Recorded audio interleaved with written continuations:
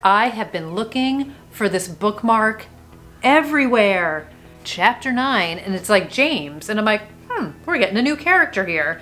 And then I started to read and I'm like, what is happening here? If I ever am looking for a reason not to get married, I'll just keep reading these books. I'm really in a good groove.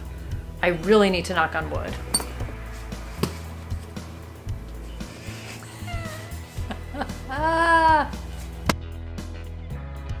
Hi everybody, it's Audrey and welcome back to Chapter and Converse, and welcome to the first 5 books I read in December. So at this stage of the game, I don't know how many books I'm going to wind up finishing, but I figured let's talk about the first 5 that I read. So that's why we're here. So I am definitely continuing to lean into audiobooks, and in many cases a combination of listening and reading a certain book. I have continued to write, I want to say every day in December. I'm really in a good groove. I really need to knock on wood. I do think my stretch goal of finishing my book before the end of the year is still very much a stretch goal. I'm going to continue to work towards it, and then obviously the calendar is going to flip and I'm going to keep writing.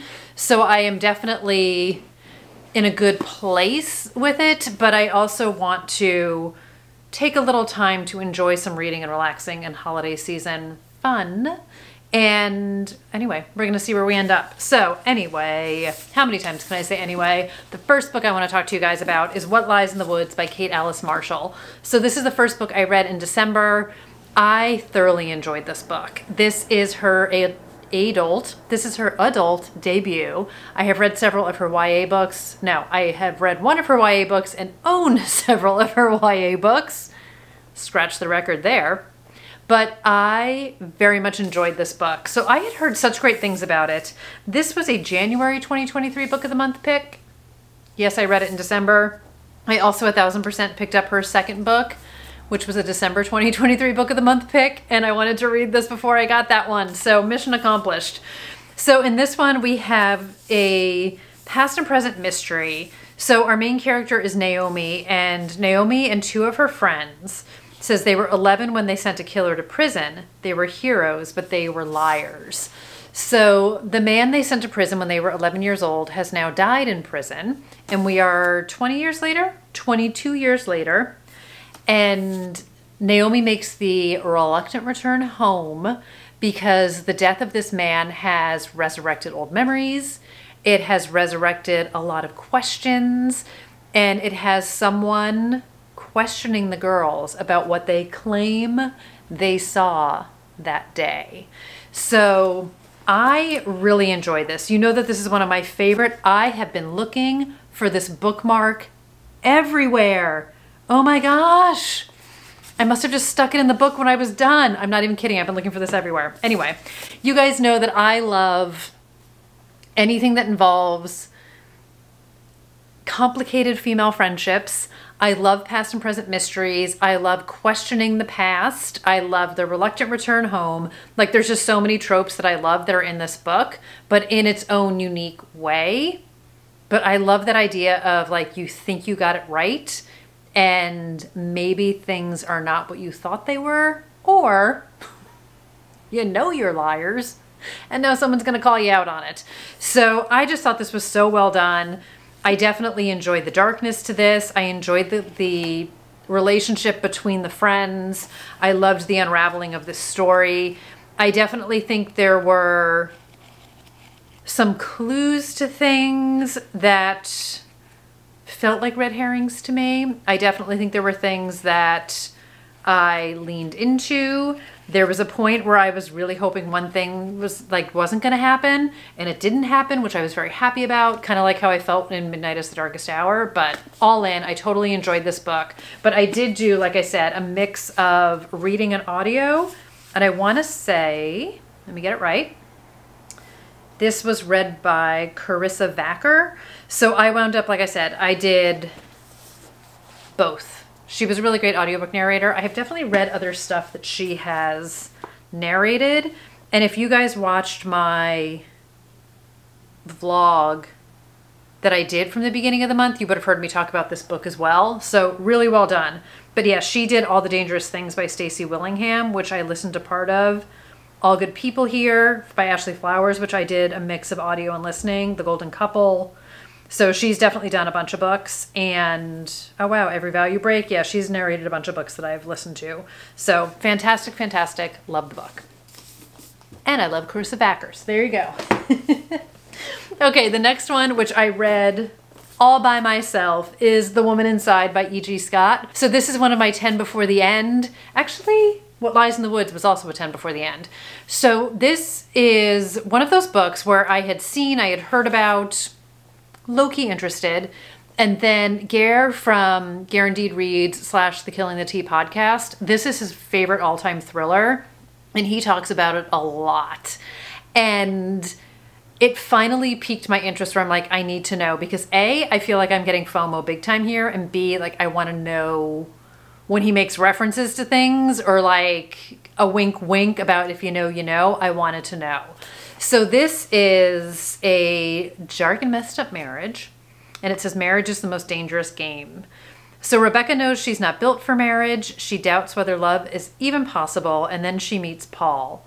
So he is successful and charismatic, and he is married, but he winds up divorcing his wife, and Rebecca and Paul have been happily married for the past 20 years. And when we meet them, they are not living in a happily ever after. And there's a lot of cracks in their foundation, and there's a lot of secrets and lies between the two of them. And things really come to a head. So we have Paul's mistress beginning to create some waves. Rebecca has a lot of an opioid addiction.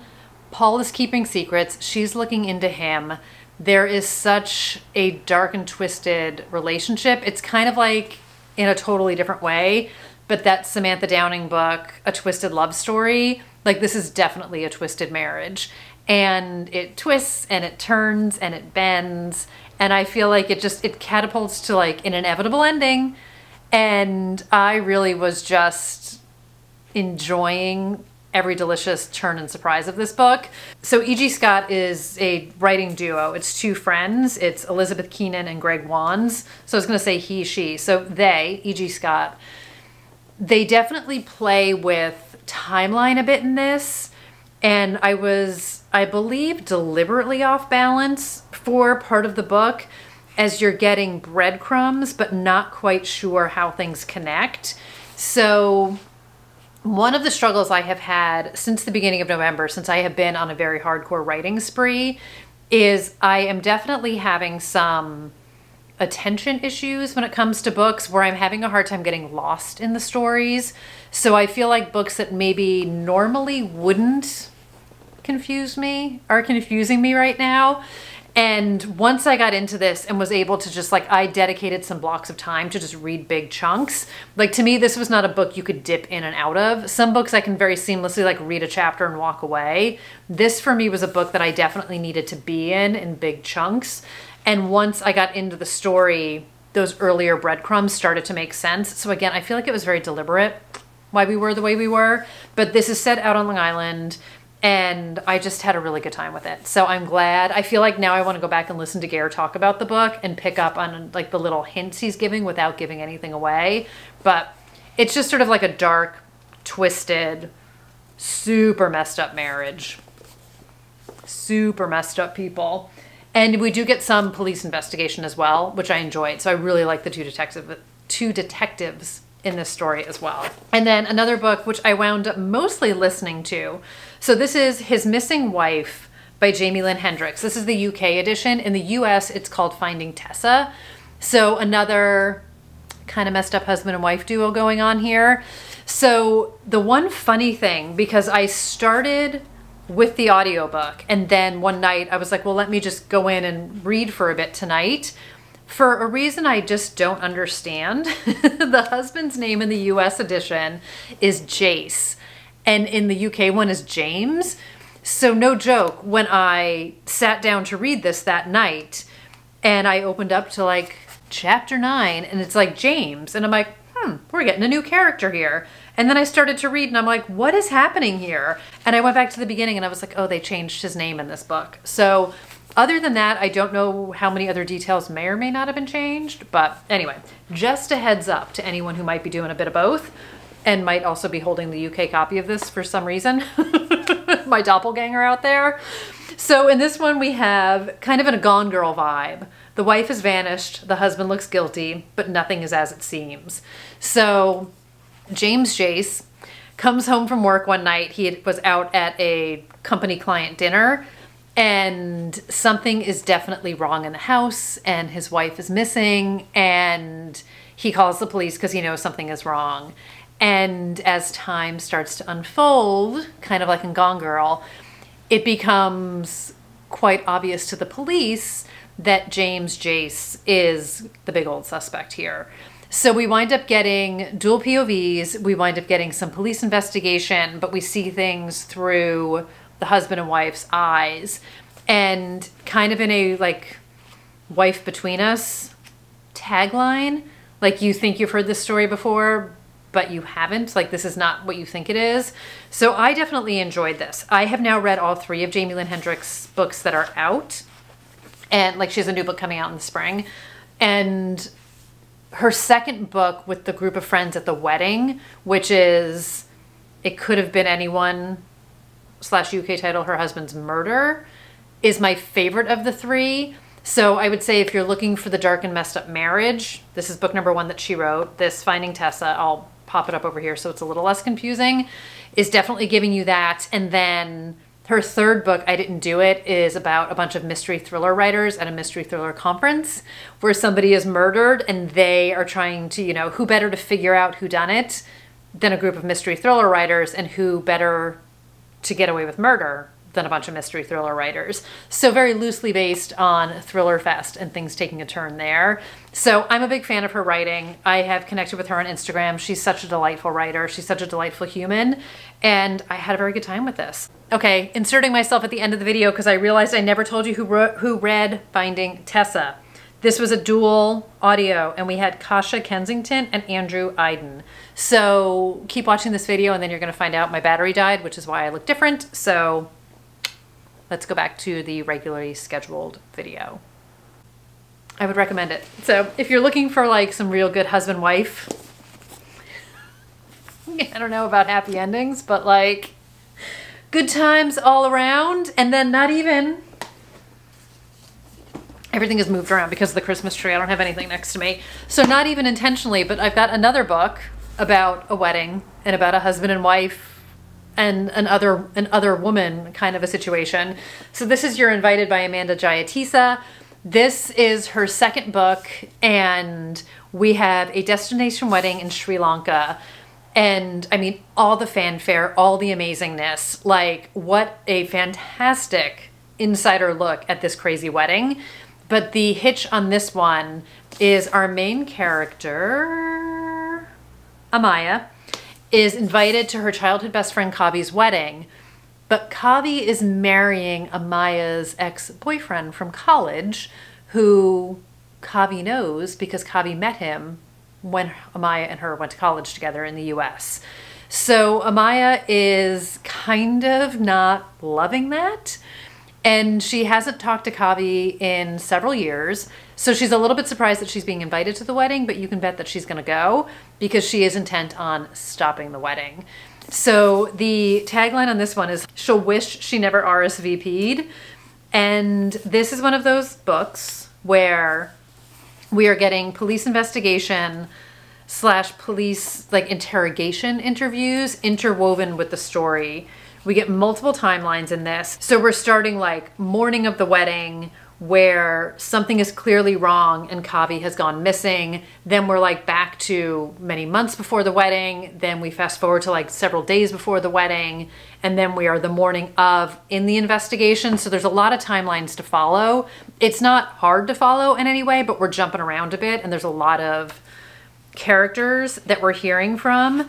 But I wound up doing almost all of this on audiobook. There were 3 narrations to this that were so fantastically well done. Like, definitely, I think, elevated the experience for me between pronunciation, between inflection, between the emotion of how the characters spoke, for lack of a better word. So let me get this right. We have Shimali de Silva, Soneela Nankani, and Deepa Samuel. And they did such a great job with this and brought like such, like I said, like such an elevated level, because there's some characters in this who are so snarky and funny. There's some that are super serious. Like there's definitely a lot happening here. And I read My Sweet Girl, her debut when it came out, and I loved Paloma and I loved the voice of that. So I think there is some similar voice to this book. And the only criticism I would have of this is I feel like we started strong, like we know that something's happening to Kavi, but then we go back in time. I feel like it could have been, I don't know, like 50 pages shorter. Like it definitely took a while for things to really get going. I wasn't feeling that tension at the beginning, and it felt a little bit, almost like a little bit repetitive at the beginning. So we're getting the police interview, we're getting different people's perspective on the same situation. That doesn't bother me as much, but it felt like it took a while to get some momentum with the story. And one other thing, which eventually got resolved, but for me, this is just a pet peeve in stories. If there is like a burning question one of our characters has, and the way to get the answer is to just ask another character, if they either don't ask or the other character doesn't volunteer the information on purpose, I go bananas. And then in the case of this book is I'm fine with like a, hey, I have a question to ask and this is the person who can answer it for me. And they get interrupted once. Like, oh, I was just about to ask you and like all the people came in the room, or the cab showed up, or the waiter came over to the table. Like you get one interruption. But it was the same thing multiple times. And for me, it wasn't building tension. It was like, just pull the person aside and ask them the dang question. Because this is like the pivotal question that you need the answer to. So it just felt to me like some of this could have been done sooner. But once we got going and we're off to the races, I was totally down for it. So I had a very good time with it. I definitely enjoyed the climax. If you guys were listening or watched my November wrap up where I talked about Christmas Presents by Lisa Unger, I had mentioned in that video, that was more of a novella. How to me, the climax of that book felt very quick. And because it was a novella, it felt rushed to me. Like to me, that could have been a longer book and had a lot more fleshed out in it. And I had mentioned I had just read a book where I felt like it was too long, but the climax still felt rushed. So this is the book that I was talking about, where I feel like we could have tightened the beginning of this a bit more and maybe given a little more tension to that final build. But ultimately, holistically, I very much enjoyed this book. It does go dark and messed up, which I'm not mad about. I loved the transcripts. I loved the investigation part of it. And I'm very excited for her next book, The Island Witch, which comes out in February. So I did wind up getting an e-arc of that. I have also pre-ordered it. I'm going to be doing a whole pre-order video for you guys, but I'm excited. I really enjoy her writing and her voice and her storytelling, and would highly recommend. So if you're looking for like all the dark and messed up husband and wife duos, I mean, like if I ever am looking for a reason not to get married, I'll just keep reading these books. I'll just keep reading these books. So I just had an entire conversation with myself and did not hit the record button. So we are talking about The Fiction Writer by Jillian Cantor. So this is one more book that also makes me like super skeptical about getting married. So if you guys watched that vlog that I did, I also talked about this book because Jillian Cantor was one of the guests on the Back Room that weekend, which is the Hank Phillippi Ryan, Karen Dion writing event that they do every other week. And this is a Rebecca-inspired kind of retelling, influenced story woven in it, set in Malibu. And the book literally opens like last night I dreamt I was in Malibu. So after seeing Jillian Cantor on that event, I definitely got like a little bit more of an itch for it. So I wound up borrowing it from my library and doing the audio. And this was read by Allyson Ryan. So in this one, this is kind of, I guess like Rebecca meets Verity, but not as, I guess not as dark and twisted as either one of those books. So maybe with like a softer hand. So in this one, we're following Olivia Fitzgerald. So she was a once rising literary star. Her first book was a big deal. Her second book was a huge flop. And her second book was this book called Becky, which was a Rebecca retelling from Rebecca's point of view. And it basically crashed and burned. But it did manage to catch the attention of Henry Asherwood, who was a reclusive mega-billionaire, twice named People's Sexiest Man Alive, and he wants Olivia's help in writing a book that is going to reveal his family secret, which is that his grandmother penned the original Rebecca, and he is claiming that Daphne du Maurier stole the book from her. And he views Olivia as a Rebecca expert and wants her to help him write this book. So it is a ghostwriting assignment with a lot of money behind it. And since Olivia is down on her luck, her second book failed, she needs the money, so verity, she decides to accept the assignment. She flies from her home in Boston out to Malibu to meet Ash, and things ensue. So what I will say is not only are there a lot of homages and allusions to Rebecca, she 1000% spoils Rebecca in this book. So if for some reason, so close to a clean getaway, but my battery died too. So I know I'm different. It's fine. It's fine. You guys are used to this with me. So anyway, what I was saying is that Jillian Cantor spoils Rebecca in this. So if that's of a concern to you, maybe read Rebecca first. And if it's not a concern to you, go all in. But there, like I said, definitely allusions to Rebecca. And we definitely have a lot of questions about what's going on here, who we can trust. So I enjoyed the core story of this. I always love a book about a writer. I did struggle a little bit with the audiobook narration. So there is a book within a book to this, and some of it, particularly the book within the book, felt overly dramatized to me when it was being read, which felt like unnecessarily overly dramatized to me when it was being read. And then I feel like one of the things that I didn't totally love is definitely a spoiler, so I'm not going to talk about that. So I enjoyed it. I'm glad I read it. Like I said, I had fun with the Rebecca aspect of it. I always have fun with the writing aspect of it. And Olivia is just, she's just like a little bit lost. So I wish there was a bit more investigation of some things. Like definitely her antenna is up about a lot of things. There's definitely more that I want to say, but it's definitely way too spoilery of a thing. So I was definitely intrigued by it. And Jillian Cantor has another book, which she talked about on the back room, which I'm super interested in reading, called Beautiful Little Fools. So she definitely takes inspiration from some classics. So in this one, this is a Great Gatsby sort of twist, not even so much a retelling. So just to pivot for half a second here, but I'm super intrigued by this book. So this is set in August 1922, and Jay Gatsby is shot to death in his West Egg swimming pool. So to the police, it appears to be an open and shut case of murder-suicide when the body of George Wilson, a local mechanic, is found in the woods nearby.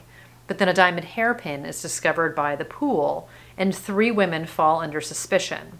So Daisy Buchanan, Jordan Baker, Daisy's best friend, and then Catherine McCoy, a suffragette, fights for women's freedom and independence, and especially for her sister, Myrtle Wilson, who was trapped in a terrible marriage. So this is all about who killed Jay Gatsby. So I'm very intrigued by this book, and I definitely will be reading more Jillian Cantor. I believe that the fiction writer was a bit of a pivot for her in her writing with a more contemporary story, but I'm definitely interested in her as a writer. So anyway, I hope that was kind of helpful. I feel like that wasn't very helpful, but definitely I feel like if you want like a less twisted Verity, the fiction writer might work for you, but that similar ghostwriter vibe, the super attractive man, and in the case of Ash, in a very Rebecca case, this is not a spoiler, we know this out of the gate, his wife has also kind of like mysteriously died. So a lot of questions about him as the sexiest man alive widow that he is. And his family has a lot of dark and messed up secrets as well. So anyway, there you have it. So those are the first 5 books I have read so far in December. So I definitely we'll be reading at least a few more. I don't totally know what they're all going to be. I'm reading The Fury by Alex Michaelides. If you guys have been watching my videos, you've heard me mention that one 10 times over. And then I'm not quite sure where I'm going to pivot after that. I am trying to do my 10 before the end. That's definitely going to roll into next year.